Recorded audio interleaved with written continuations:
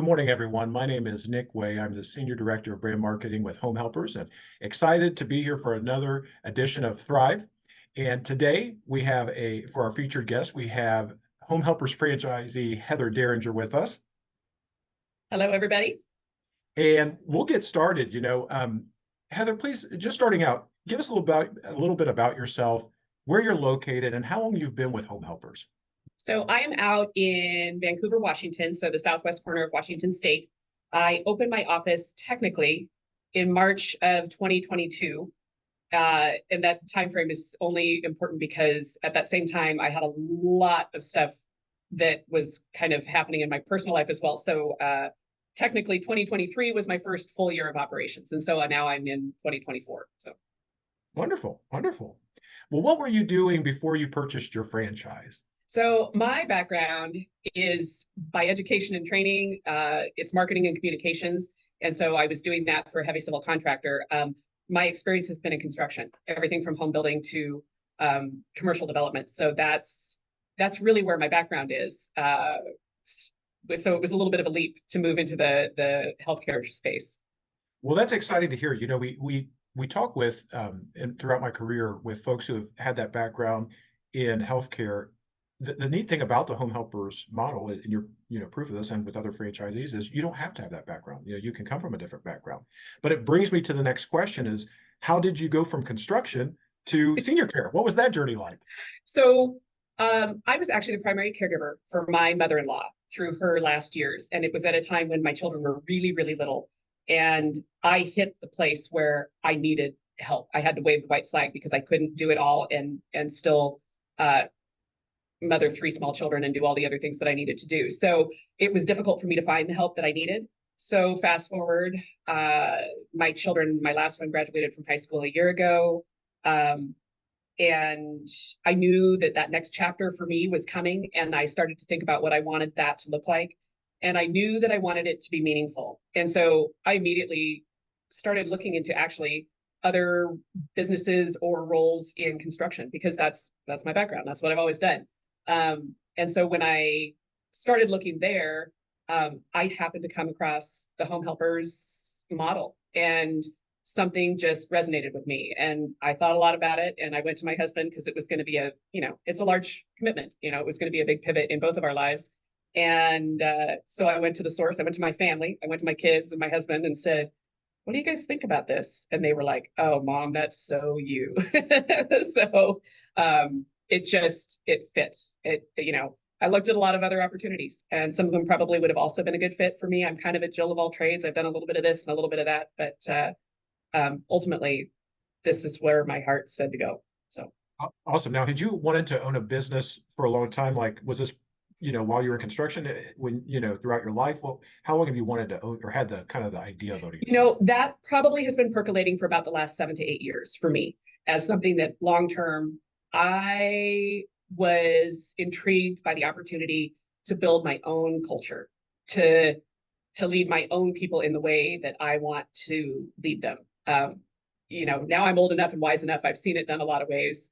I knew what I didn't want it to look like, but the opportunity to build something of my own and build it with a group of people, because I had done a few things just solo on my own, but it's really different when you start to take on employees and what that means and how to do it well and have employees that that choose you, that want to work for you. And, by all means, caregiving is hard work. And, I'm asking them to do a lot. And so that's been the exciting part for me, is that I have always kind of had that.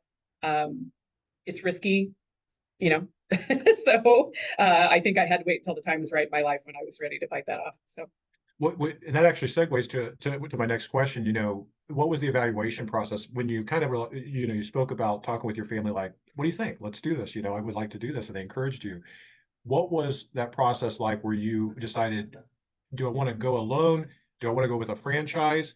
And did that happen before or after you decided the industry? How did that all look? I think honestly, coming across Home Helpers caused me to take a look at the industry, because without a doubt, it's a growth field just because of the aging population. That much was apparent to me. And also, if you've ever been in construction, construction doesn't ride the ebb flow of they're usually first into a recession and last out, right? So this seemed to me to probably be a more stable, steady growth arena to be in healthcare. And then when I started looking at franchise models, I was thinking of it as a business in a box. Was it just was simple to me. I thought, perfect. I know how to build a website. I mean, I have a background in marketing and communications. I know how to do all that stuff. I don't want to do that. That's not where I wanted to put my time and my effort. And for me, the franchise model also meant I got a chance to lean in to people across the country, to say, because I'm absolutely not shy about asking for opinions, asking for help. What do you think of this? What do you think of that? And to think that I had a whole network of folks that I could reach out and tap straight out of the chute was also really, really appealing to me. It does come with some costs, but Home Helpers has they structure that pretty, to the franchisees. It makes it worth it because you get a lot of value out of it in the background. So that, like I said, it was business in a box, and I almost hesitate to refer to it like that because there are no two franchises that are the same, and that also appealed to me. I really wasn't interested in, build this widget and you can only use 4 pieces of cheese and 2 olives and a pickle. Like that doesn't appeal to me. I want the chance. This is my business. This is it's Home Helpers, but it's Heather's Home Helpers, and that was really also super appealing to me. As we say, you're in business for yourself, but not by yourself. Absolutely, well said.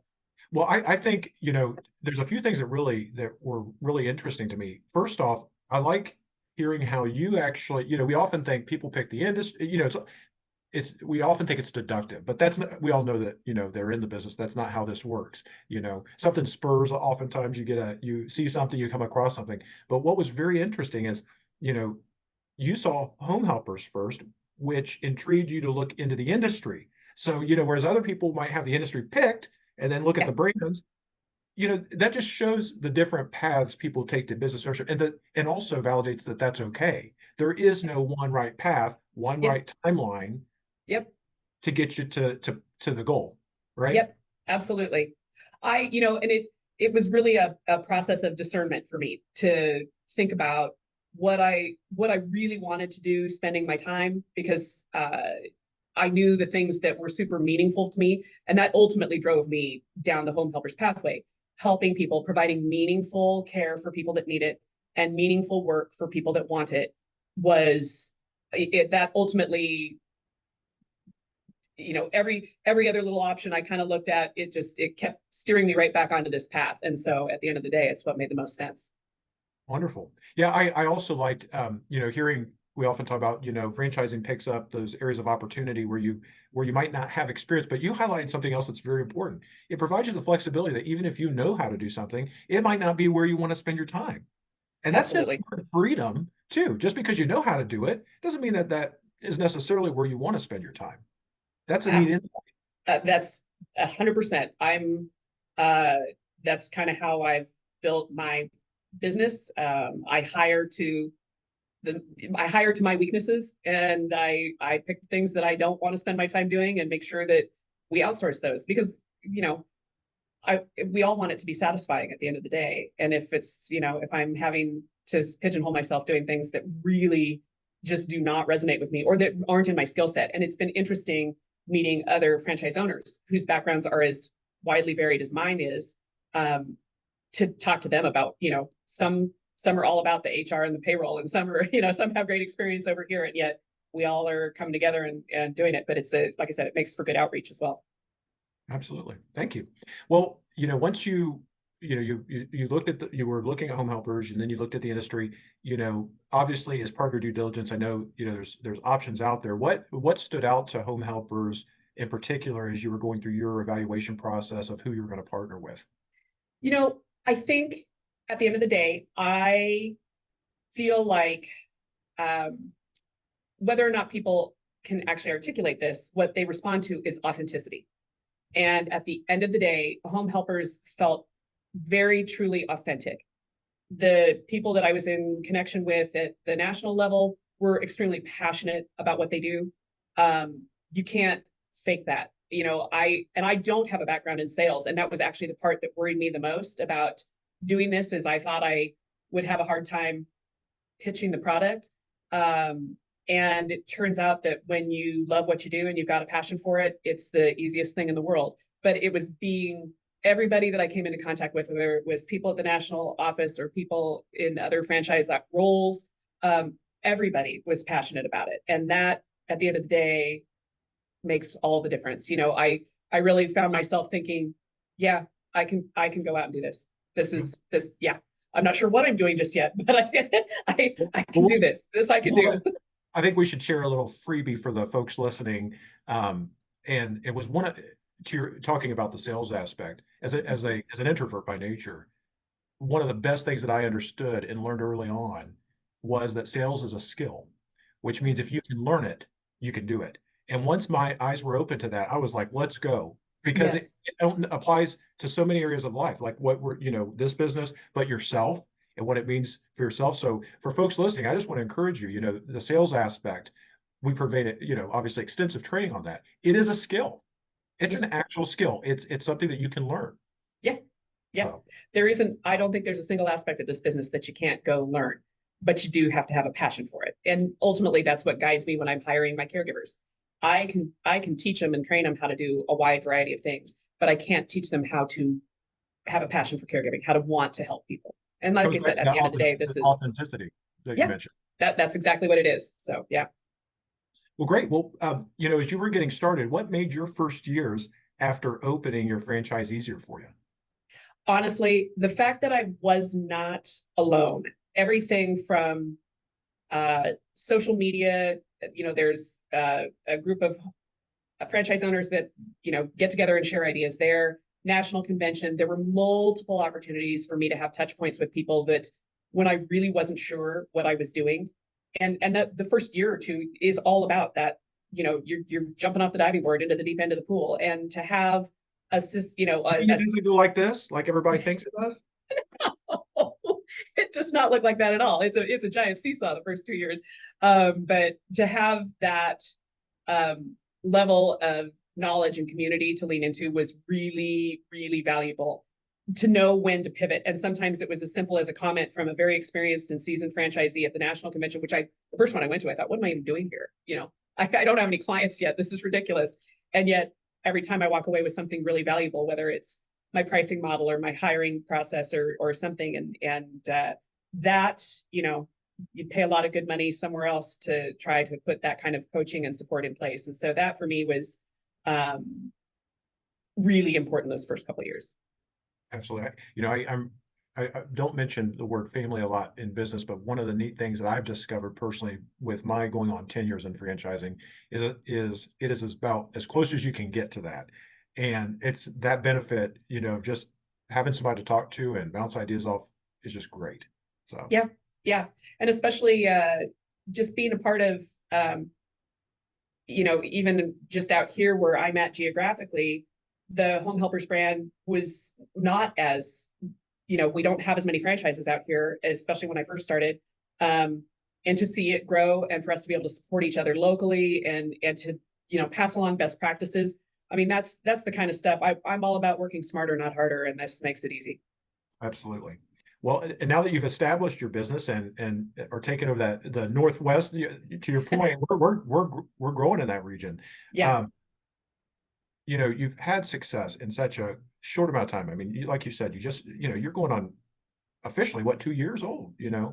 Yeah. and you've just been seeing this exceptional growth. What have you most enjoyed about it? I enjoy, and maybe this makes me a little crazy, but I enjoy putting all the puzzle pieces together to constantly refining our processes. This is a business that's meant to be scaled. And to do that well, you do need to have good processes in place. And my office doesn't look or operate like anybody else's. It's what works for us. But I love constantly refining and fine tuning that and building in the support. We're very objective. We look at our numbers, we look at our plan a lot here. That's something that we visit really regularly so that we know exactly where we're at. And if we've got a weak spot, how are we building in support for that? And that piece to me is tremendously satisfying. I mean, ultimately, the people, when you have caregivers who can't say enough good things about being able to work with you. They refer other caregivers to you when you've got clients who are thanking you for saving their lives, helping them walk again. I mean, yeah, those are the hallmark moments of being in this industry. You know, those are the things that bring tears to your eyes, and you have to share them because there's enough on the flip side as well. You know, there's hard moments too. But ultimately, the satisfying piece for me as a business owner is to be able to just constantly be refining that process and figuring out what's our secret sauce for us, just as our own agency, and how do we keep growing that and feeding it. You know, you mentioned earlier in our time together the importance of being able within the framework to build, your own business and how important. And I hear that in even what you're saying now. Do you feel that you've had the flexibility to where, like you said, you have that infrastructure in place that support net and network, and yet have made it Heather's Home Helpers? That's that's really it's really why I went down the home helpers path, is because I saw that there was a way for me to do that.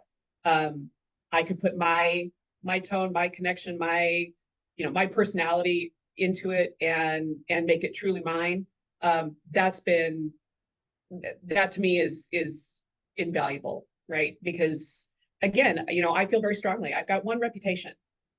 I've been in my community for close to 30 years, and I don't want to spend that credibility in any way except something that builds not just the Home Helpers brand, but that builds my brand. And I wanted to attach it to something that I knew I was really proud of and that was making an impact in my community. And again, when I say no two franchises are alike, I mean, every state has different regulations. You know, we have a franchise right across the river in Portland, and their regulations are completely different. Her paperwork looks different than mine does. So in that way, it allows us to all kind of bend and flex and still say what's best practices.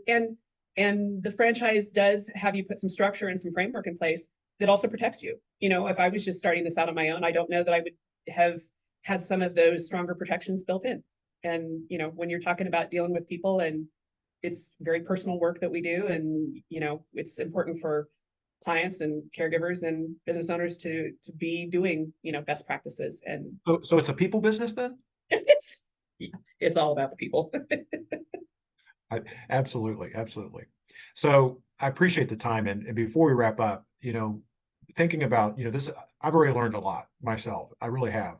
And I know that our listeners are going to glean some great information from this. As we are wrapping up, what's one piece of advice that you would offer to someone out there who was where you were prior to starting your business, who has the goal, who is just looking for that extra support, and really thinking seriously about starting their own business? Well, if you have a passion for it, this is a pathway that will satisfy you on every level. You have to have a passion for what you're doing. And if you've got the plan, if that's your goal and this is the road that you're going down, regardless, stepping into that pathway with a whole team behind you is a really, really great way to come out of the chute strong and not have to reinvent the wheel over and over again. I'm at an age in my life where that's not something I necessarily want to do. We all, and it's, have a passion for it, know your numbers. There's, at the end of the day, it's a business. You're running a business. So, those, when you can put those things together and do it in a way that provides value and meaning in your life, this is as good as it gets. Well, Heather, we're so happy to have you as part of the Home Helpers community, and it's just been awesome, to see your growth in such a short amount of time. I mean, and it's really special too to be able to talk to you because a lot of the folks who are listening were in you were in their shoes not too long ago, Yeah.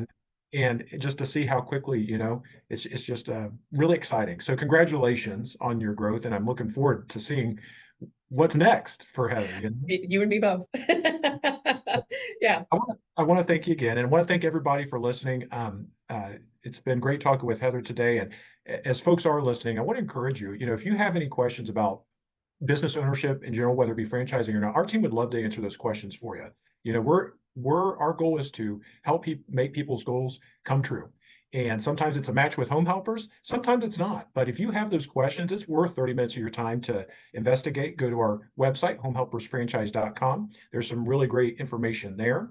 And then if you have further questions, our phone number is located on the website. And one of our support team would be happy to answer your questions and just kind of go over the opportunity. And, who knows where it might lead? You could find yourself in Heather's shoes. Like, this is a good match. Or you'll walk away with some really great information to help you on your journey. So thank you to everyone. Thank you again, Heather. I thoroughly enjoyed our conversation, learned a ton today, and wish everyone a great rest of the week. Thanks, Nick.